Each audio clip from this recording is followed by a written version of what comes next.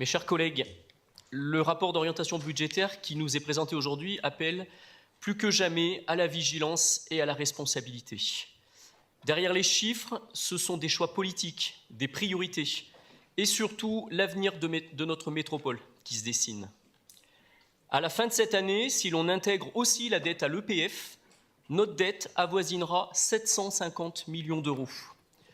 Pour 2026, vous prévoyez déjà un nouvel emprunt de 140 millions pour équilibrer le budget. Autrement dit, la spirale infernale continue. À la fin du mandat, Monsieur le Président, vous serez, monsieur, 1 milliard d'euros de dette. Oui, en 10 ans, sous votre présidence, la dette a fait un bond de 328%. Vous persistez dans les grands projets, parfois déconnectés des besoins réels du territoire. Je pense notamment au Grand Stade et ses 65 millions d'euros. Grand Stade qui restera au fond le symbole d'une politique en quête de prestige, mais dénuée d'utilité. Pire encore, ce rapport manque de transparence.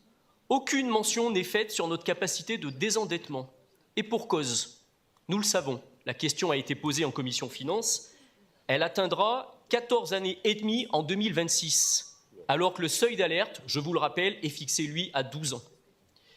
Et ce n'est pas tout. Notre épargne nette devient négative. Ça non plus, ça n'est pas dans le rapport. Pourtant, cela est grave. Cela signifie que nous finançons notre dette par de nouveaux emprunts.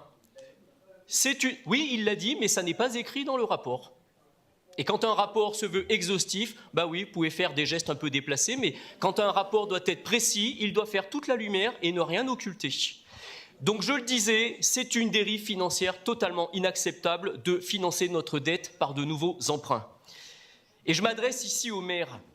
Les maires qui, pour chacun d'entre vous, dans vos communes, êtes des gestionnaires responsables, attachés à l'équilibre budgétaire. Comment pouvez-vous tolérer que la métropole, notre maison commune, vive à crédit et s'enfonce dans une telle impasse? C'est une question qui mérite vraiment une réponse. Alors un plan de redressement se dessine. Il est évoqué à demi-mot. Là, par contre, c'est bien noté dans le rapport. Je le cite, j'ouvre les guillemets. Il faudra compter sur l'activation de certaines recettes qui doivent être optimisées. En clair, une hausse de la fiscalité qui ne dit pas son nom et que vous repoussez soigneusement après les élections. Ça, c'est bien dans le rapport. Donc un nouvel effort des contribuables se dessine, tandis que notre collectivité, elle, ne fait aucun effort. La preuve, avec cette nouvelle hausse de 4% des dépenses de fonctionnement, soit 9 millions d'euros supplémentaires l'année prochaine. Sans parler des charges financières, c'est une conséquence de notre dette, des charges financières dont le poids devient intolérable. Alors posons-nous la question, quel bénéfice concret pour les habitants de la métropole? Quelle amélioration pour leur quotidien? Une offre de transport en commun à peine améliorée de 20%, Monsieur Sineux. Tout à l'heure, vous nous expliquez que le 20 décembre, ça allait être la révolution. Non, je cite les chiffres du SMTC, c'est une offre améliorée de 20%. Des espaces publics et des arrêts de bus toujours pas totalement accessibles, ça aussi. Des mobilités chaotiques dans une métropole congestionnée. Les exemples sont là, ils sont là sous nos yeux, au quotidien. Je pense à la commune de Beaumont, déjà victime des reports de circulation, et peut-être demain Chamalières, qui subira à son tour les effets d'un report de trafic volontairement détourné de Clermont au détriment des communes périphériques. Au lieu de traiter les problèmes à la source, on les déplace. C'est une fuite en avant. Non, Monsieur le Président, vous n'avez pas construit une métropole harmonieuse pendant ces 11 années de présidence. Vous l'avez fragilisée. Sur le plan de l'attractivité, où en sommes-nous? Nos liaisons ferroviaires se réduisent, nos connexions aériennes s'amenuisent, notre métropole s'isole progressivement au lieu de se développer. La démographie est en berne, l'urbanisation manque de cohérence, notre métropole souffre d'une image encore trop terne. De quelle métropole allons-nous hériter en 2026?